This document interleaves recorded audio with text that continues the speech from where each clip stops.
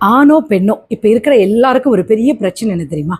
நான் பர்ஃபெக்ட் ஃபிட்டாக இல்லை, நான் குண்டாக இருக்கேன், நான் நல்ல ஒரு ஷேப்பாக இல்லை, இல்லை நான் ஒரு ஃபேராக இல்லை. எப்போவுமே இது ஒரு குறையாகவே எடுத்துக்கிறாங்க இல்லையா? ஒரு ஃபோட்டோ எடுக்கும்போது கூட பார்த்தீங்கன்னா, நம்மளால் முன்ன மாதிரி ஒரு ஸ்மைல் பார்த்து நிற்க முடியல. கேமரா ஆங்கிளை பார்த்தோம்னா, ஐயோ நம்ம வயிறு தெரியாமல், நம்ம உடம்புக்கு இப்படி மூச்செல்லாம் தம் கட்டிக்கிட்டு எப்படி நம்ம உடம்பு தெரியாதபடி நிற்கலாம், அப்படியெல்லாம் ட்ரை பண்ணி யோசிச்சுட்டு ஒரு ட்ரெஸ்ஸு வந்து நம்ம போடும்போது விட இது எனக்கு பர்ஃபெக்டாக சூட்டாக இருக்குமா, முன்னாடி நல்லா இருந்தது, இப்போ எப்படி இருக்கேன் அப்படின்னு நம்மளே நிறைய கொஸ்டின் கேட்டு நம்மளை டீமோட்டிவேட் பண்ணிட்டு சிரிச்சுக்கிறோம் இல்லையா? கண்ணாடி நம்ம பார்க்கும்போது கூட இல்லை, நம்மளை சிலர் வந்து பார்த்திங்கன்னா கண்ணாடியே பார்க்க விரும்ப மாட்டாங்க. ஏன்னா நான் அப்போல்லாம் எவ்வளோ அழகாக இருந்தேன், இப்போ இப்படி ஆயிட்டேனே அப்படின்னு யோசிப்பாங்க. இது நமக்குள்ளேயே நம்ம ஒரு சில கேள்விகள் கேட்டோம். இந்த பிரச்சனை வந்து ஆணுக்கும் பெண்ணுக்கும் இருக்கு இல்லையா? திருமணம் ஆகாத பெண்கள் சிலருக்கு வந்து பார்த்தீங்கன்னா ஹார்மோனல் இஷ்யூஸ் இருக்கும் திருமணமாகாத பெண்களுக்கு, இல்லைனா வேறு ஏதாவது ஹெல்த் ப்ராப்ளமாக இருக்கலாம். கல்யாணத்துக்கு அப்புறம் மோஸ்ட்டாக பெண்களுக்கு வருது என்னென்னா, எப்படி சொல்லுவாங்கன்னா என்னென்னா, ஒன்று நம்ம எப்படி சொல்கிறதுனா, முன்னாடி இருந்த நம்ம வந்து திருமணத்துக்கு அப்புறம் நம்ம அப்படியே இருக்க மாட்டோம் இல்லையா? நம்முடைய வாழ்க்கை மாறுது, நம்முடைய வாழ்க்கையில் வந்து நம்ம ஒரே மாதிரி கிடையாது. நம்ம திருமணமான பிறகு நம்ம ஒரு தாய் ஆகுறோம் இல்லையா? அப்போ அந்த தாய் ஆகும்போது நம்ம உடம்புல உள்ள ஹார்மோன் வந்து ஃபுல்லாக சேஞ்ச் ஆகுது, நம்முடைய மாற்றங்கள் வருது, நம்முடைய எவ்வளோ வலியை தாங்கி வரும். ஈஸியாக மற்றவங்க கேட்டுருவாங்க, நீ ஏன் இவ்வளோ வெயிட் ஆகிட்ட, நீ ஏன் வந்து இப்படி இருக்க அப்படின்னு கேட்பாங்க. பட் உங்களால் சொல்ல முடியுமா, இந்த வெயிட் வந்து சாப்பாடால் வரலை, நான் இந்த வெயிட்டோ இல்லை நான் இப்படி ஆனதுக்கு காரணம் இந்த உலகத்துக்கு நான் வந்து ஒரு உயிரை கொடுத்துருக்கேன், நான் ஒரு அம்மாவாக இருக்கேன், ஏன் உங்களால் அதை சொல்ல முடியல? நம்ம உடனே என்ன பண்ணுறோம், ஃபீல் பண்ணிட்டு என்னென்ன டயட்லாம் எடுக்கணும் அப்படின்னு யோசிக்கிறோம் இல்லையா? ஆனால் நீங்கள் தான் உங்கள் உலகத்துக்கு நீங்கள் புரிய வைக்கணும், புரியுதுங்களா? நமக்கு வந்து எப்போவுமே என்னன்னு தெரியுமா, நம்ம சோஷியல் மீடியாவில் பார்த்து உருவங்களெல்லாம் பார்த்துட்டு, அந்த கலரை பார்த்துட்டு, அந்த அவங்களுடைய உடம்போட ஸ்ட்ரக்சரை பார்த்துட்டு, அந்த ஸ்கின் டோனு, அந்த கிளியர்லாம் பார்த்து நீங்கள் எல்லாம் நினைக்கிறீங்க, ஓ இவங்கெல்லாம் சூப்பராக இருக்காங்க எப்படின்னு. உங்களுக்கு அதெல்லாம் தெரியுமா? அதெல்லாம் ஃபில்டர். அதில் எவ்வளோ எடிட்டிங் ஆப் மூலமாக அந்த மாதிரி ஸ்லிம்மாக ஆக்குறது, அந்த ஷேப்பாக காட்டுறது, அவங்க ஸ்கின்னெல்லாம் ரொம்ப அழகாக ஆக்குறதுலாம். ஆனால் நிஜத்தில் பார்த்தீங்கன்னா நீங்களே ஷாக் ஆகிடுவீங்க, இல்லை இவங்க வேறு மாதிரிலாம் இருந்தாங்க, என்ன இப்படி இருக்காங்களே அப்படிலாம் யோசிப்பீங்க, புரியுதா? அதனால அது எல்லாமே இந்த நிஜம் கிடையாது. குண்டாக இருக்கிற பெண்கள் வந்து மெயினாக பார்த்தீங்கன்னா ஆண்களை விட பெண்களுக்கு தான் இந்த சொசைட்டியில் ரொம்ப ஒரு ப்ரெஷர் வருது இல்லையா? ஒரு பெண்ணாக இருந்தாலே என்ன சொல்லலாம், ஒரு சொசைட்டி வந்து ஒரு ஸ்டாண்டர்ட் வச்சுருக்கோம், பொம்பளை பிள்ளைங்க ஃபேராக இருக்கணும், ஸ்லிம்மாக இருக்கணும், பர்ஃபெக்டாக இருக்கணும், புரியுதுங்களா?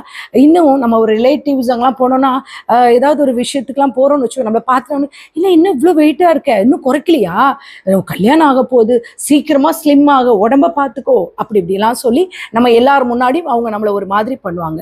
இதை தாண்டி இந்த சோஷியல் மீடியாவோட ப்ரெஷரும் நமக்கு இருக்கு இல்லையா? இதெல்லாம் பார்க்கும்பொழுது நம்ம என்ன பண்ணுறோம், நம்மளை அவங்க எல்லாருக்கூடையும் கம்பேர் பண்ண ஆரம்பிக்கிறோம்.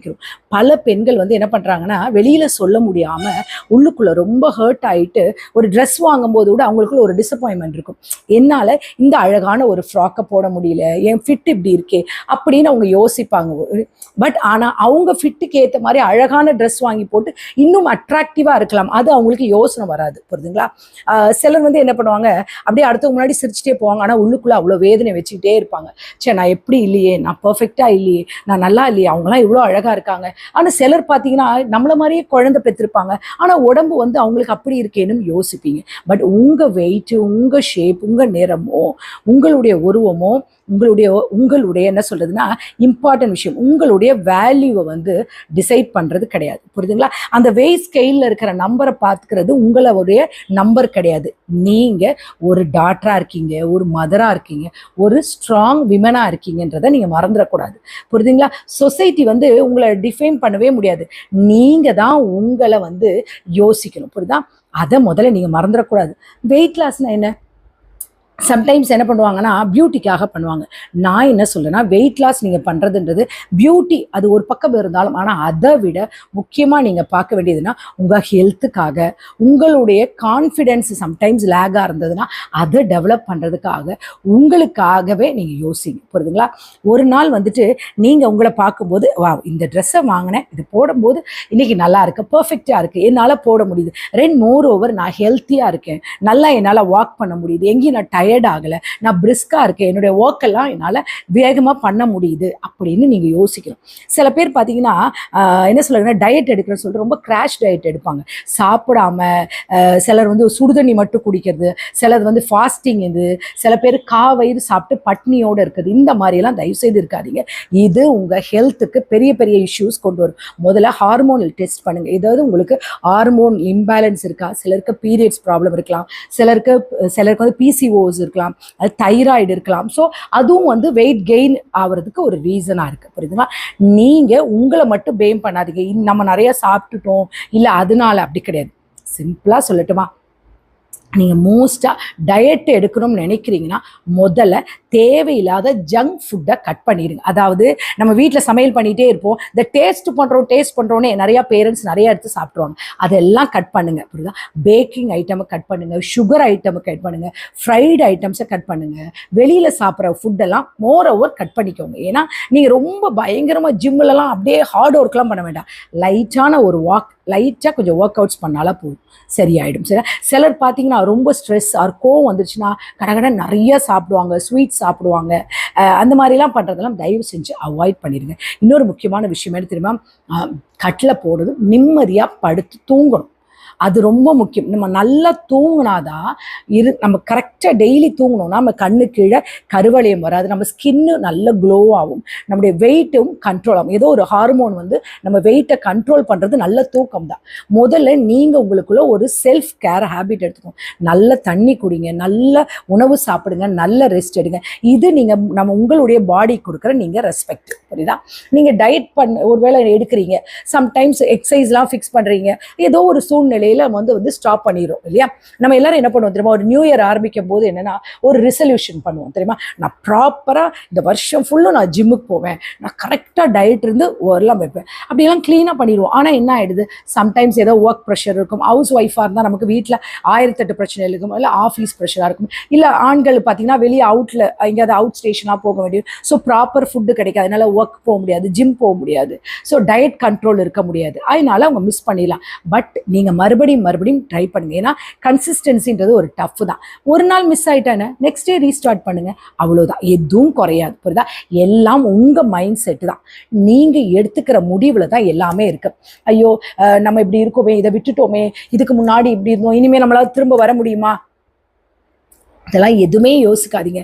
திருமணத்துக்கு முன்னாடி நான் இவ்வளோ அழகாக இருந்தேன், என்னோட கூட இருக்கிறவங்களாம் இவ்வளோ அழகாக இருக்காங்க, ஆனால் என்னால் எதுவுமே செட் ஆகலை, இந்த மாதிரி எல்லாம் ஃபீல் பண்ணவே பண்ணாதீங்க. புரியுதா? திருமணத்துக்கு அப்புறம் ஒவ்வொரு பெண்களுக்கும் இருக்கிற ரெஸ்பான்சிபிலிட்டிஸ் அந்த பெண்களுக்கு தான் தெரியும். ஏன்னா உங்களுக்கு ஃபேமிலியில் இருக்கிற உங்கள் ஸ்ட்ரெஸ்ஸு, நீங்கள் ஃபேமிலியை பார்க்கணும், உங்கள் பிள்ளைகளை பார்க்கணும், அந்தோட ப்ரெஷரே உங்களால் கவனிக்க முடியாது இல்லையா?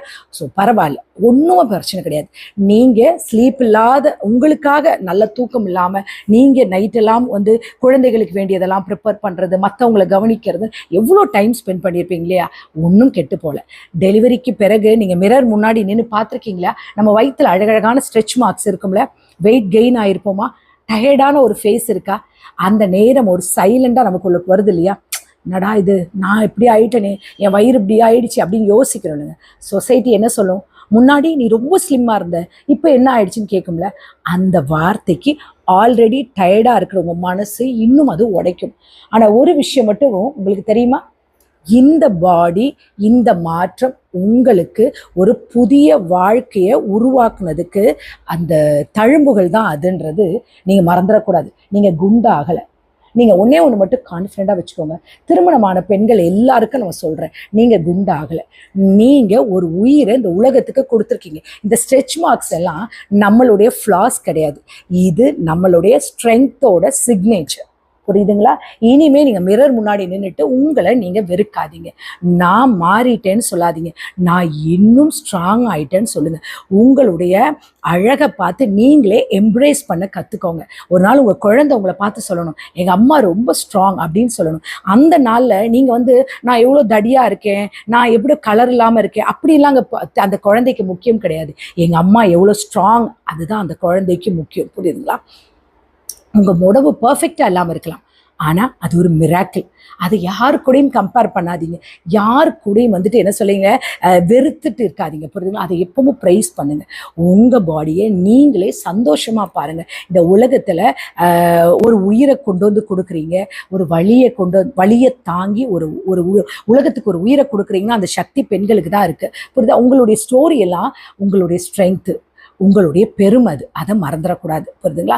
இனிமே குண்டா இருக்கிறீங்க, யாராவது நம்மளை பாடி ஷேமிங் பண்ணுறாங்களா, நீங்கள் திரும்பி அவங்கள பார்த்துட்டு கவலையப்படாமல் சொல்லுங்கள், இது எனக்கு கடவுள் கொடுத்த உடம்பு, நீ அழகாக இருக்கிறது உனக்கு, நான் அழகாக இருக்கிறது எனக்குன்னு நீங்கள் ரசித்து போடு. நீங்கள் போடுறது தாங்க ட்ரெஸ்ஸு. உங்களுக்கு நீங்கள் அந்த ட்ரெஸ்ஸை ஒரு 4 தடவை போடுங்களேன். நம்ம பண்ணுற ஸ்டைலை பார்த்தா ஒல்லியாக இருக்கிறவங்க அவங்க பார்த்து நம்மளை கற்றுப்பாங்க. உங்களை நீங்கள் நேசிக்க ஆரம்பிச்சிட்டிங்கன்னு வச்சுக்கோங்களேன், நீங்கள் உங்களுக்கு ஒரு யூனிக்னஸை கொண்டுட்டு வாங்களேன், மற்றவங்க உங்களை பார்த்து ஆச்சரியப்படுவாங்க. அப்படி நம்மளை யாராலையுமே ஒரு கிரிட்டிசைஸ் பண்ணவே முடியாது. ஒரு தடவையும் அவங்க பண்ணும்போது நீங்கள் அவங்களுக்கு பதிலாக நீங்கள் உங்களுடைய சிரிப்பை கொடுத்துட்டு போயிட்டே இருங்க. புரியுதா? இந்த உலகத்தில் கடவுள் படைச்ச எல்லாருக்கும் தனித்தனி ஒரு யூனிக்னஸ் இருக்குது. ஓகேங்களா? நம்ம எல்லாரும் ஒரே மாதிரி இருக்க மாட்டோம். ஓகேங்களா? உங்கள் உடம்பு எப்படி கோயில் எவ்வளோ அழகாக வச்சுருப்போமோ அந்த மாதிரி க்ளீனாக வச்சுக்கோங்க. உங்கள் மனசையும் க்ளீனாக வச்சுக்கோங்க. அதை தாண்டி ஆட்டோமேட்டிக்காக நீங்கள் என்ன பண்ணுங்கள், கொஞ்சம் கொஞ்சம் ஒர்க் அவுட் பண்ணுங்கள். எப்பவும் சோர்ந்து இருக்காதீங்க, எழுந்து நடங்க. வீட்டுக்குள்ளே கூடுமான மட்டத்துக்கும் உங்களுடைய வேலைகள் எல்லாம் நீங்கள் பாருங்கள். அழகாக படிக்கட்டு அதெல்லாம் தொடங்கி, இதெல்லாமே ஒரு வகையான எக்ஸசைஸ் தான். புரியுதுங்களா? நீங்கள் உங்களால் முடிஞ்ச என்ன சொல்ல ஒர்க் அவுட்ஸ் எல்லாம் பண்ணுங்கள். நல்ல ஒரு சாயந்தரம் ஒரு வாக்கிங் போங்க. இப்போ தான் எல்லாம் நம்ம வீட்டை சுற்றிலுமே அடிக்கடி கவர்மெண்ட் நிறைய பார்க் அமைச்சு கொடுத்துருக்காங்களே, அந்த பார்க்கில் ஒரு கையை நீட்டி நல்லா நீட்டி ஒரு பிரிஸ்க் வாக் போங்க. உங்களால் முடிஞ்ச சாப்பாடு சாப்பிடுங்க. அவ்வளோதான். நீங்கள் உங்களுடைய அழகு என்னன்னு பாருங்கள். மற்றவங்க சொல்கிறாங்க, மற்றவங்க எப்படி இருக்காங்களாம் நீங்கள் யோசிக்காதீங்க. உங்களுடைய யூனிக்னஸ் அது கடவுள் கொடுத்தது. புரியுங்களா? ரொம்ப கிராஷ் டயட்லாம் பண்ணாதீங்க. ஹெல்த்தியான டயட் எடுத்துக்கோங்க. உங்கள் ஹெல்த் ரொம்ப ரொம்ப முக்கியம். ஏன்னா நம்ம உடம்பு ஒரு கோயில், அதை நீங்கள் பத்திரமா வச்சுக்கோங்க. மறுபடியும் சொல்கிறேன், ஆயில் ஐட்டம் கட் பண்ணிடுங்க, ஸ்வீட் ஐட்டம் கட் பண்ணிடுங்க, வெஜிடபிளை பாயில் பண்ணி நிறையா சாப்பிடுங்க. நான்வெஜ் எல்லாம் சிக்கன்லாம் எடுத்துக்கோங்க, நல்லா பாயில் பண்ணி சாப்பிடுங்க. எந்த ஃபுட்டாக இருந்தாலும் பிஃபோர் 7க்கு முன்னாடி முடிச்சிருங்க. நைட்டு படுக்கும்போது ஹெவி ஃபுட்டு சாப்பிடாதீங்க. ப்ராப்பராக ஃபுட் எடுத்துக்கோங்க. நிறைய தண்ணி குடிங்க. உடம்பை எப்போவுமே டீஹைட்ரேஷனோடு வைக்காமல் ஹைட்ரேஷனாக வச்சுக்கோங்க. என்ன சொல்கிறேன், இந்த உலகத்தில் உள்ள எல்லா பொருட்களும் கடவுள் நமக்கு சாப்பிட்டு அனுபவிக்கக்கூடாது. பட் எல்லாத்தையும் ஒரு லிமிட்டோடு அளவோடு எடுத்துக்கோங்க. இனிமேல் யாராவது உங்களை கிண்டல் பண்ணாங்கன்னா நீங்கள் அதை பற்றிலாம் கவலைப்படாதீங்க. சூப்பராக நீங்கள் உங்கள் லைஃப்பை என்ஜாய் பண்ணுங்கள். அட் த சேம் டைம் உங்கள் ஹெல்த் வைஸ்க்கு உங்கள் உடம்பை குறைக்கணும் அப்படின்னு நீங்கள் நினச்சிங்கன்னா நீங்கள் ஒரு கான்ஃபிடெண்ட்டாக நீங்கள் ரெகுலராக உங்களுடைய உணவில் ஒரு மாற்றத்தை கொண்டுட்டு வாங்க. உங்களால் முடிஞ்ச சின்ன சின்ன எக்ஸசைஸ் எல்லாம் பண்ணுங்கள். இதுக்கப்புறம் யாருங்க சொல்கிறது, உங்கள் கான்ஃபிடென்ட் தான். நீங்கள் தான் இன்றைக்கி மிஸ் வேர்ல்டு, நீங்கள் தான் மிஸ் யூனிவர்ஸ், நீங்கள் தான் மிஸ்டர் இந்தியா, என்ன வேணாலும். புரியுதா? அது உங்கள் கையில் தான் இருக்குது. இனிமேல் யார் எது சொன்னாலும் கவலைப்படாதீங்க. இனிமேல் மசிமா டயட் எப்படி எடுக்கிறது, அதெல்லாம் ஒன்றுமே கிடையாது. எல்லாம் சிம்பிள் விஷயம்தான். நம்ம மனசு தான் நம்ம வாயை எப்படி தேவையில்லாத விஷயங்களை பேசக்கூடாதுன்னு கட்டுப்படுத்துகிறோமோ அதே மாதிரி தேவையில்லாத உணவுகளையும் சாப்பிடக்கூடாதுன்னு ஒரு கட்டுப்படுத்திக்கோங்க. மோரோவர் ரொம்ப முக்கியமானதுன்னா நிறையா அந்த என்ன சொல்லுவாங்க, கார்பனேட்டட் வாட்டர்ஸ்ன்னு சொல்லுவாங்களே, கோக், பெப்சி, இந்த மாதிரி கேஸ் ஐட்டம் உள்ள உணவுகள் எல்லாம் நிறையா அந்த மாதிரி உள்ளதெல்லாம் குடிக்காதீங்க. அந்த ஜூஸ் எல்லாம் ரொம்ப உடம்புக்கு கேடு. குழந்தைகளுக்கு கூட கூடுமான அளவுக்கு குடிக்காதீங்க. பழங்களை ஜூஸ் போட்டு சாப்பிட்றது பதிலாக முடிஞ்ச அளவுக்கு பழங்களாகவே சாப்பிடுங்க. அப்போ எல்லாமே வரும். ஸோ எல்லாமே ஒரு ப்ராப்பர் டைமிங்கில் வச்சுக்கோங்க. உணவுகளை ஒரே சமயத்தில் நிறைய எடுத்துக்காமல் கொஞ்சம் கொஞ்சமாக பிரித்து கொஞ்சமாக சாப்பிடுங்க. ரொம்ப ஃப்ரைடாக இருக்கிற ஐட்டம்ஸை சாப்பிடாதீங்க. வீட்டில் எல்லாருக்கும் சமைச்சு கொடுங்க. நீங்க சாப்பிடும்போது கவனமா இருங்க. இதுதான் அப்படின்றத இது பண்ணுங்க. இப்ப நிறைய சிறுதானியங்கள்லாம் வந்துருச்சு, அதை எடுத்துக்கோங்க. கருப்பு அரிசி எடுத்துக்கோங்க. இதெல்லாம் அந்த காலத்து ராஜாக்கள் அவங்க உடம்புக்காக சாப்பிட்டாங்க. இதெல்லாம் சாப்பிடும்போதே நம்மளுடைய இன்னர் கிளியர் ஆகும்போது நம்ம முகம் க்ளோ ஆகும். ஆட்டோமேட்டிக்கா நம்ம வெயிட் லாஸ் ஆகும். இந்த உடனடியா ஒரே வாரத்துல 5 கிலோ, ஒரு மாசத்துல 15 கிலோலாம் பண்ணாதீங்க. அது பெரிய பெரிய நம்ம உடம்புல உள்ள ஆர்கன்ஸ் எல்லாம் பாதிச்சிடும். ஓகேங்களா? ஹெல்த்தியா இருங்க, ஹெல்த்தியா சாப்பிடுங்க. நீங்க இந்த உலகத்துல நீங்க தான் அழகு. உங்களுக்கு வேற யாரு கம்பேரபிளே கிடையாதுன்றதை நீங்க மறந்துடாதீங்க.